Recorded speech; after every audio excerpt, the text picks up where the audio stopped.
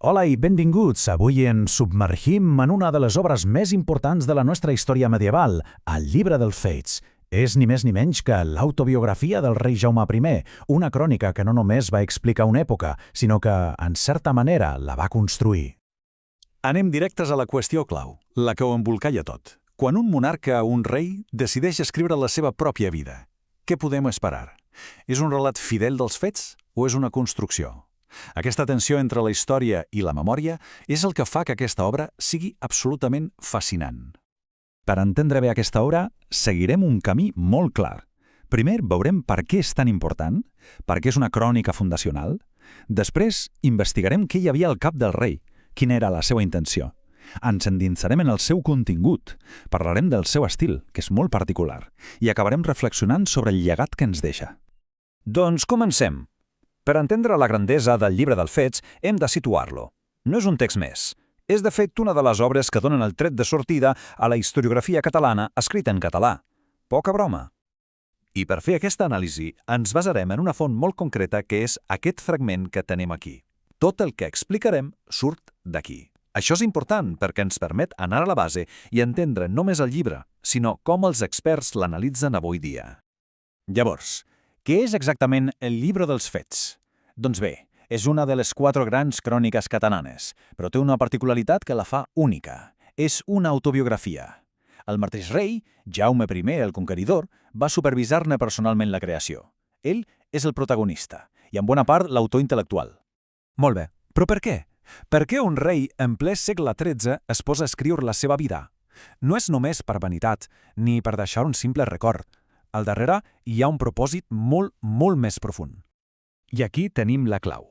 Jaume I ho diu ben clar. Ell creia que tots els seus èxits, totes les seves conquestes, eren gràcies a la voluntat de Déu. Per tant, la seva vida no era seva, sinó un exemple. Havia de servir de lliçó de fe per a tothom qui vingués després. O sigui que, atenció, no llegim un simple diari de campanyes militars. Estem davant d'una obra amb una intenció clarament didàctica, pedagògica. El missatge de fons és potent i directe. La fe en Déu és el camí cap a la glòria i la victòria. D'acord, ja sabem la intenció, però què hi trobem a dins? De quins fets ens parla exactament el rei? Fem una ullada al contingut. El llibre és una barreja fascinant, una mena de mosaic. Per descomptat, hi trobem els grans moments de la seva vida, sobretot les conquestes de Mallorca i València, explicades amb tota mena de detalls militars.